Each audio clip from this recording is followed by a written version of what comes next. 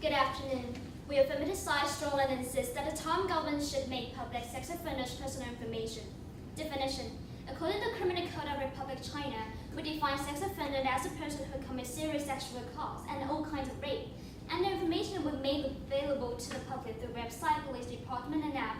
And citizens with ID numbers can get access to database on the police department, and they have to use their ID numbers to register an account on the website. And the personal information here, we define them as name, age, sex, picture, residence, and crime, about when and when it is committed crime, and their current location. Inherency. First, sexual offenses are serious. According to National Police Agency, Ministry of Interior, there are more than 10,000 reported cases happening every year in Taiwan. It means that there are almost 30 cases happening every day.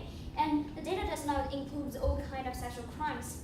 But the truth is that the citizens don't know how dangerous the environment is. And that is why we're going to make public sex offenders' personal information for the main purpose of raising the public awareness and with an additional strategy, which my partner will detail later, to prevent crimes from happening. And it's prevention, and we insist that prevention is better than remedy. And now, second harm is that the spirit of legislation is the same. Like in the US, the United Kingdom, South Korea, and 6 other countries have implemented the registry.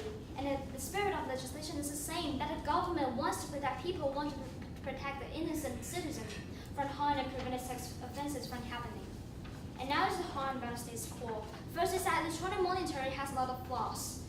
A sex offender on a parole have to wear electronic monitoring, and it is in fact due to the reason that it is only monitors the sex offender during nighttime, and also it is required for the sex offender. But actually, it is spending a lot of money, and the average of the monitor cases in 1 year is only 54 criminals. And such low rates of the users decreases originally settling in, and that way actually costs our public funding.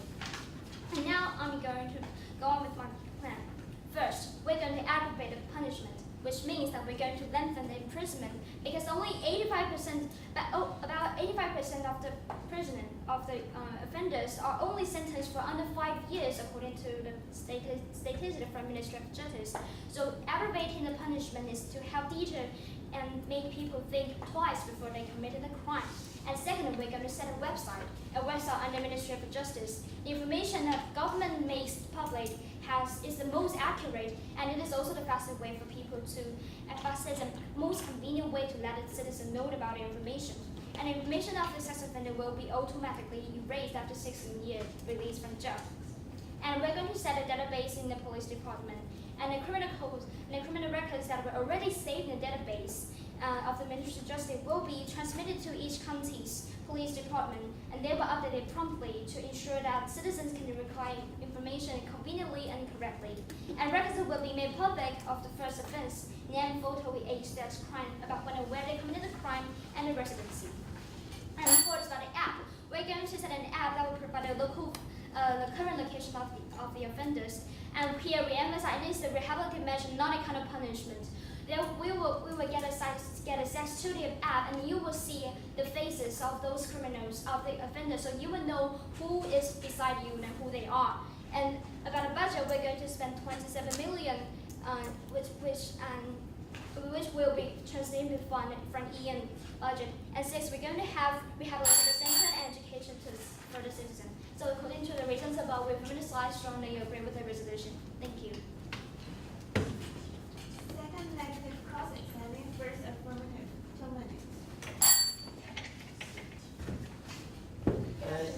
Good afternoon. You just mentioned that there have 10,000 cases of sex crimes every year. Yes. But actually, we found that only Ministries of Justice, according to statistics, the Ministry of Justice, only 2,000 sex offenders being convicted. So, yeah. Okay, so we can show you the evidence that actually this is from the Ministry of Interior. Yeah. I agree that it's 10,000 cases and 10,000 victims, but we're talking about 10,000 cases. We're not particularly talking about victims. Okay, 10,000 cases. So 10,000. isn't that they have some kind of dark numbers that they didn't report it to the police or the Yes, we ministry. did say that it does not include all kind of sexual assaults and sexual crimes. Yes, so isn't that you're making public the numbers? It's not exactly accurate data. No, but because making the numbers does not equal to those offenders, because we would know who offended those crimes because the police stations have those information, and we're going to make public to the public. Sorry, but 10,000 cases, it lost it 8,000 cases. 10,000, it lost it 8,000 cases.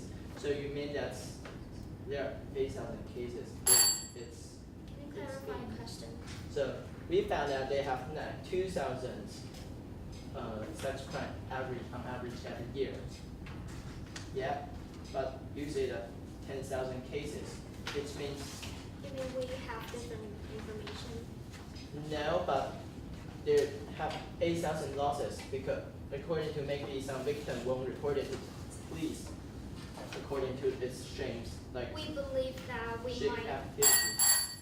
We believe that it might be the different accuracy of the information. Thank you.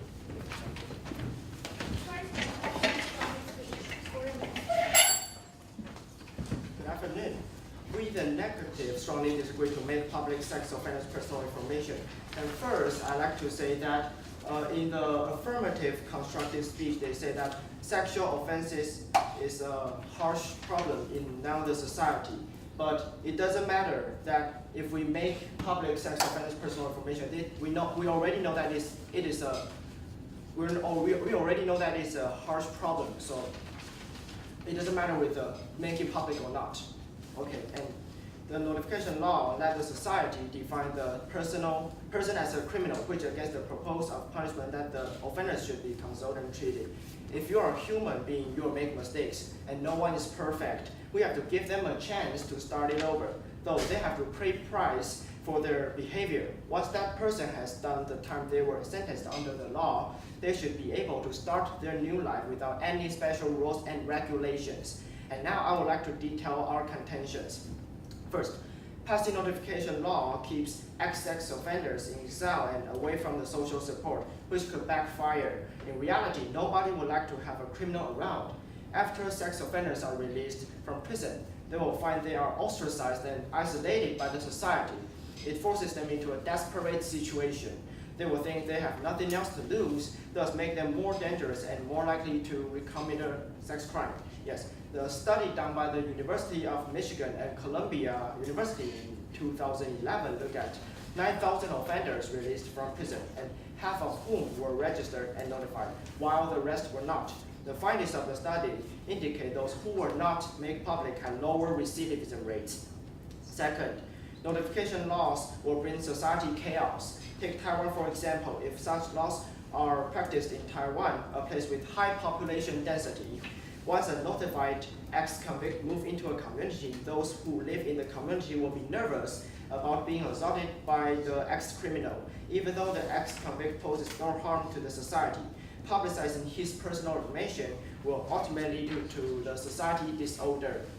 Also, the ex-offenders will have no chance to start his new life again. And if we change our position to the standpoint of the ex-convict, it is not difficult to imagine that after the notification law, it will be even harder for the ex-convict to build up the social ties. Lacking of the basic physiological need, intimacy, the sex offenders is very likely to recommit a crime, since he is abandoned by the society and nobody pays any respect to him. Third, Taiwan's current punishments for sex offenses are so lenient that they couldn't be an effective way to tackle the sex crime issue.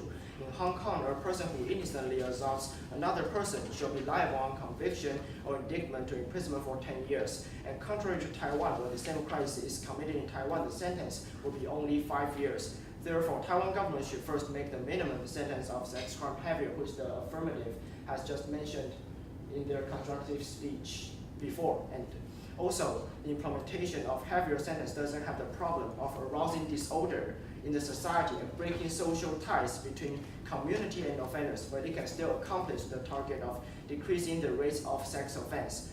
And a country report done by Zhang Lee in 2006, an inspector from Seoul Detention Center announced that After South Korea implements the notification law in 2000, statistically decrease was not reporting sexual offenses against youth after the introduction of the public disclosure system, which can suggest that notification failed to deter the sex crime rates. And even though practice notification slightly helped decrease the rates of first offense, it will increase the rates of recidivism. To reduce the incidence of first offenses, we can impose heavier penalty. In conclusion, the practice of notification laws does not help solve the problems but deals more harms in the status quo. Thank you. Where is affirmative cross-examined? Where is negative tolerance?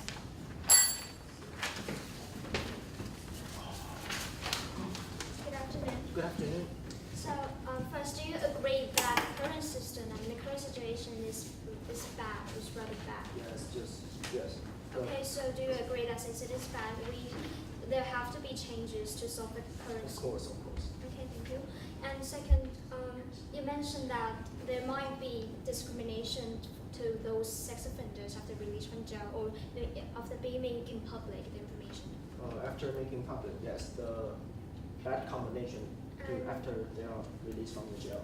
Could you show me the evidence supporting that discrimination will happen? Okay, just wait a minute. Yeah, and you also mentioned about there will be social chaos and that will violate the social rules. Yes. And is there anything you can prove that actually it will directly lead to social chaos? Yes, we found a research according to J.J. Prescott, a professor of University of Michigan Law School, says that if a community have